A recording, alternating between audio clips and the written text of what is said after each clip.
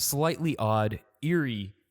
I thought throughout the internet, so many post stories, some fiction, some have touches of reality connected to them. And I thought we would play Minecraft while we look over some of these. Now, what we will unravel is a surprise to me as well, as I will be looking over these for the first time. But we're going to have some Minecraft here. We're going to start up here on a survival world and hopefully make this into something absolutely fantastic. Let's not waste any time. Let's dive into what the internet is saying that could perhaps prevent us from sleeping. This one is titled, "There was a sound no human should make." I always double check the lock on our apartment door, not because I'm paranoid, well, maybe a little, but because it's a strange mechanism. You can't just turn a key and walk away. You have to twist the handle to the right and then lock it. And if it's twisted left, it stays locked. And if it's straight, the door opens. Simple in theory, but easy to mess up. I live with my younger sister, Al, in a 2-bedroom apartment. The hallway from the front door is long. Her room comes first, then mine. Neither of us can see the entry or the living room from our beds. The building's relatively secure, and I've had enough late-night Reddit rabbit holes to know that safety is sometimes just an illusion. And if we're being honest, I'd be an easy target. I'm clumsy, always carrying something, too trusting, not exactly trained for fight or flight, but we'll unpack my weaknesses another day. It was a normal night. Around 9:30 p.m., I crawled into bed, got cozy, and asked Al to check the door. She mumbled something like, "Yep," from her room. Good enough for me. I fell asleep. At about 12:30 a.m., I woke up. The wind outside was howling. The blinds were smacking the windows like they were trying to escape. I groaned, got up, shut the window, and slid back under my blanket. That's when I heard it. Footsteps. Not from outside, from inside the apartment. They were near my door, quiet, cautious. Then they moved off towards the living room. My heart began to pound. I strained to listen. Maybe it was Al. But then I heard it. Chewing. Not soft, regular chewing. This was a wet, rapid, almost animal-like. The kind of sound a squirrel makes when it finds something tough to crack. Smack, smack. Pauses in between, followed by sudden burst of messy, frantic bites. I couldn't move. I couldn't even swallow. Then came the familiar creak of the sofa. Something or someone had sat down. I listened harder, barely breathing. A faint followed, like something swinging their legs, kicking playfully against the couch frame, rhythmically casual, like they were waiting for something. My skin crawled. If someone had broken in, they would have passed my sister's room first. Was she okay?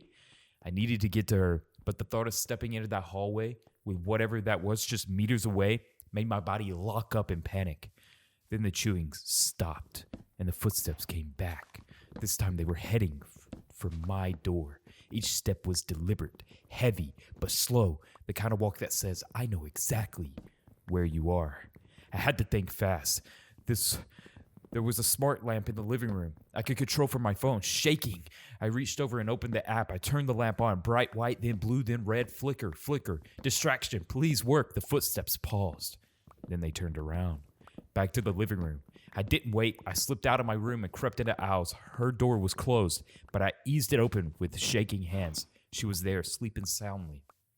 I rushed to her side, shook her gently but urgently. "Get up. We have to go." Quietly. She blinked, still groggy, but something in my face made her nod. Together, we crawled in the hallway. I could still hear faint movement in the living room, shuffling, shifting. We held our breath. Then it noticed. The footsteps stopped, and then came the sprint. It charged. The footsteps thundered towards us with speed that didn't feel human. We screamed. I yanked open the front door. We tore down the hallway towards the elevator. One was already waiting. We jumped in, slammed the ground button, and the doors began to close. And then, just as we thought it was about to shut, I made the mistake of looking back. Standing in the hallway was someone who looked just like me, except half of her face was wrapped in gauze, stained dark with fresh blood. Her head tilted slightly too far, her arm lifted, elbow bent in the wrong angle, like a puppet trying to mimic something it didn't understand. And then she smiled. Not wide, not dramatic, just enough to show she knew I was watching. The doors closed. We got outside and called the police. What followed was a blur. Questions, searches, officers walking through our apartment with flashlights. They found nothing. No forced entry, no signs of tampering, nothing out of place. They said maybe we were dreaming, maybe we imagined it, maybe stress had gotten to us. But I know what I saw, and one thing has kept me up ever since. Even in the chaos of getting out, I remember looking at the lock. It was still turned to the left, which means the door had been locked the entire time. How did she get in? And worse, what if she never left? Yeah, that one is definitely like a doppelganger of sort, a skinwalker of yourself, just broken entirely into this most graphic, horrifying version of you. You know, the door still being locked, it really entails that it was there living alongside you your whole time, a parallel version of yourself that is totally broken in every single way. Really weird one, to say the least. Definitely. But we're going to get to the next one here. Some of these might be scarier than the other, I suppose, but who knows, right? We're kind of going in this dark and seeing what comes from it. So, the next one is titled, I Went Exploring an Abandoned Town. I didn't think I was supposed to leave. I don't want help. I just want to know if anyone else has seen it. Not the town. I know others have been there, I mean it. The thing that followed me back. I was trying to make a discovery. I was just trying to get out of my own head. Work, stress, insomnia, the city pressing in. I started driving on the weekends without a destination, just looking for quiet. And that's how I found the photo. It was tucked in the back of a used bookstore in a photo of antique mining documents, black and white, corner warned, labeled Eldon Hollow in pencil. No people, just buildings swallowed by forest. I looked it up. Nothing. Not on any map, not on any article. The only mention I found was in 1972 land survey, Eldon Hollow, status abandoned, 1956 structural instability cited, no remaining population. That was it. I drove out earlier, 3 hours into the foothills, another 40 minutes on foot through what used to be logging roads. The air felt wrong, heavier, bugs didn't buzz, wind didn't move the leaves. Then the trees opened up. Eldon Hollow. It wasn't just abandoned, it felt removed, like it had been pulled at a time and left here by accident. Buildings leaned like tired old men, signs with faded letters, mercantile, post, mill and coal, a town square that didn't quite center right. I started sketching, taking notes. Something about the way the streets bent made me uneasy. They all led to the center, but not directly, like the town had been built to confuse. I was halfway down the second street and then I saw it, a figure, standing at the far end. I thought it was a mannequin at first, tall, still, arms at its side, but then it tilted its head quick and sharp, like a bird hearing something far off. Then it was gone. I froze. Maybe I imagined it, but the feeling didn't leave. Every time I turned a corner, it was like the buildings were watching, like shadows moved where they shouldn't. I kept walking, and then I found the church. No steeple, just a skeletal frame, half collapsed. But the basement door was sealed, latched from the outside with thick bolts. On the wood were burnt-in symbols, not decorative, not religious, just wrong. I took a photo. My phone buzzed. Battery error, shutting down, even though I still had 68%. Then the sound started, a dull thumping from behind the door. Not urgent, just testing, like something was bumping it. Wanting to see if it would give, I turned to leave. And it was in the street. Closer now, 10 feet away, still unmoving, no face, no eyes, just skin pulled smooth over where a face should be. The skin twitched slightly, breathing. I stepped back. It didn't follow, not until I turned. Then I heard it behind me, a second pair of steps, perfectly in sync with mine, just one out of sight. I didn't look back, I didn't stop. The exit trail was gone, not overgrown, not hidden, gone. I spun around, no tape strips, no footprints, nothing, just a wall of trees I couldn't see more than 2 feet into. That's when the silence hit me. I was holding my breath, and when I exhaled, I heard it, breathing. Not mine, behind me. It was standing in the road, closer, detailed now. The limbs were cracked like bark, fingers long and sharp, twitching slightly at the tips. It had no mouth, but I knew it was smiling. I ran. I don't remember where. Through alleys, warped houses, the streets began to blur, repeating some buildings, same signs. Then I saw it. The mercantile again, and the post office, right where I'd been when I started. But something had changed. The church was gone. And its place was a house I hadn't seen before, intact, lights on. I sprinted to it, heart hammering, and slammed the door behind me. Dust, cobwebs, yellow light that hummed like it had never been turned on, and on the table was my notebook, open. A sketch of the creature with a symbol beneath it, one I hadn't drawn. My handwriting, but I hadn't drawn it. Then I blinked, and it was inside, not moving, not attacking, just circling, feet silent on creaking wood. Once, twice, a perfect ring around me. It paused behind me and whispered, "Stay." Then everything went dark. I woke up in the woods, normal light, normal birds, no sign of town. My phone was in my pocket, full battery, no photos except one of me asleep in the house. The creature behind me, hand nearly touching my shoulder underneath the image. "You're not supposed to be here." I thought I'd escape, but last night I passed a mirror and saw something strange. My reflection wasn't moving right. It blinked too slow, head tilted at an odd angle, like it was waiting for me to notice. And this morning, there was a sketch in my notebook I didn't draw of my apartment and something standing in the hallway. Another one that really ties on the Skinwalker, it's like you go somewhere and you walk through a place that feels, it makes you feel like something is wrong. And when you get there, you sense something starting to follow you and take liking to you. And then it follows you home and it starts kind of morphing your reality to reveal itself to you through different distractions of perspective and illusion. I think, the Skinwalker and the doppelganger thing is really interesting because it's almost as if it only wants to target you and your familiarity. And I think that's what makes these stories a little bit like not only surprising, but it just is, it truly is something. And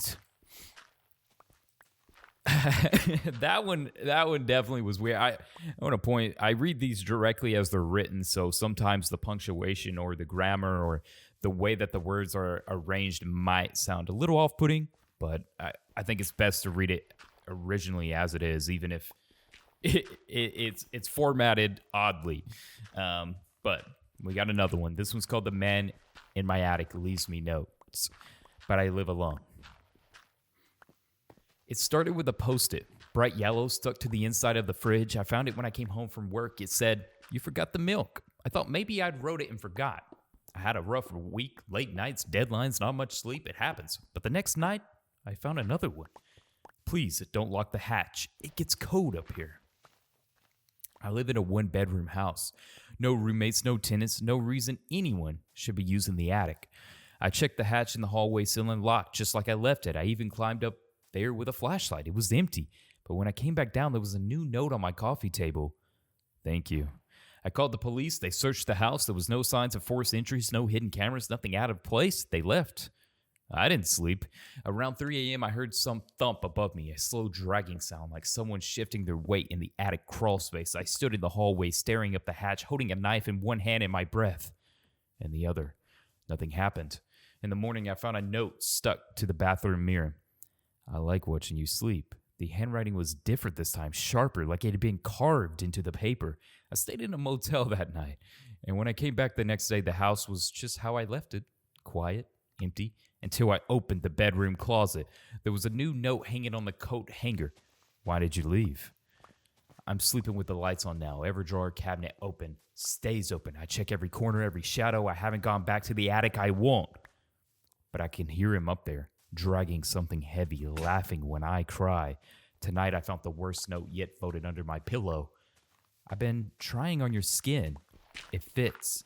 I didn't sleep after that. I burnt the note, scrubbed the pillow, left every light on the house on, and kept the knife beside me in bed. But it didn't matter. At 3:09 a.m., I heard it again. The creak of the attic hatch. This time it opened. I didn't go check. I couldn't move. I just stared at the ceiling, heart pounding, barely breathing. waiting for something to happen. Nothing did. Not until the next morning when I found footprints on the hallway floor. Bare feet, trailing from the attic hatch to the side of my bed and back again. The dust made them clear. Each one pointed forward except for one, the one beside me, and it was turned sideways like he had been standing there watching, waiting. I left the house and went straight to the police again. They searched everything again, said there was no signs of entry, no signs of anyone.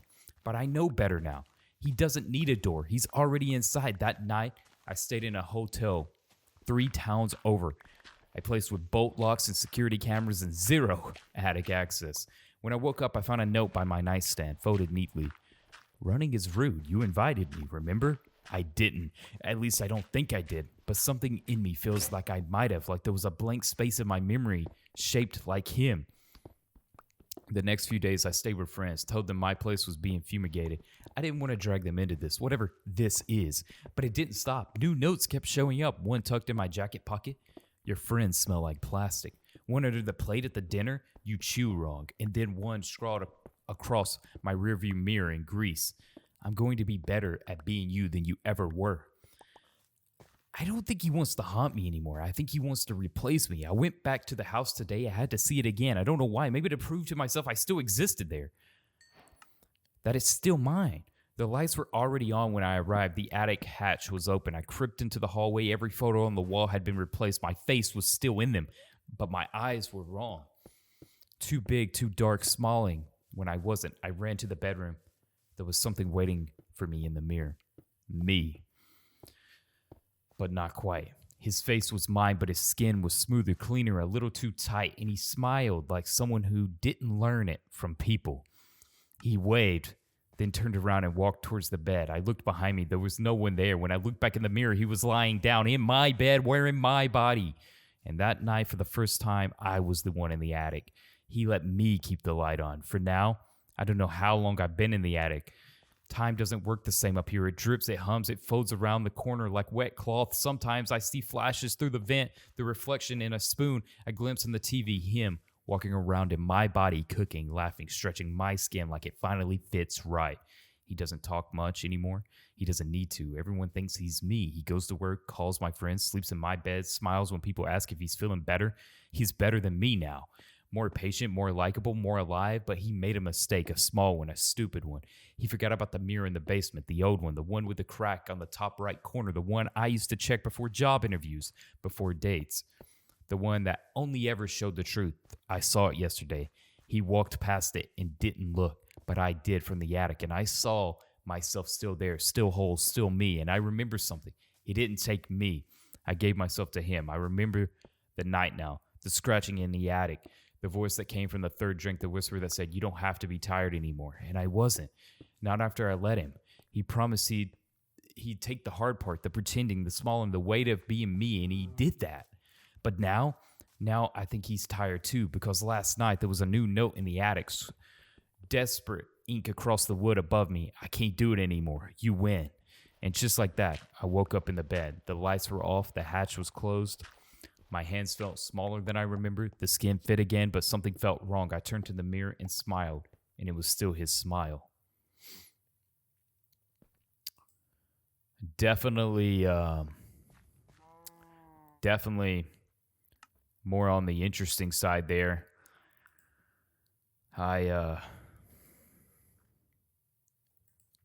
There's so many stories of things just being you, acting as you. Now, you could take this and turn it as you will. Be like, no, maybe he was just not well. But that's the very problematic position that you would find yourself in one of these roles, knowing that something is taking on the version of you, appearing to be you, utilizing your skin to broadcast a message or to slowly take over and consume you. I think those are some of the scariest, and unintentionally, the stories we went over, I had not intended for them to all be related to like skinwalkers or doppelgangers. They just shown themselves back to back, being the thing. Perhaps it is a a very trendy topic in the scary world of not actually being yourself. But yeah, it's kind of weird. We always say, be yourself, when you're making new friends and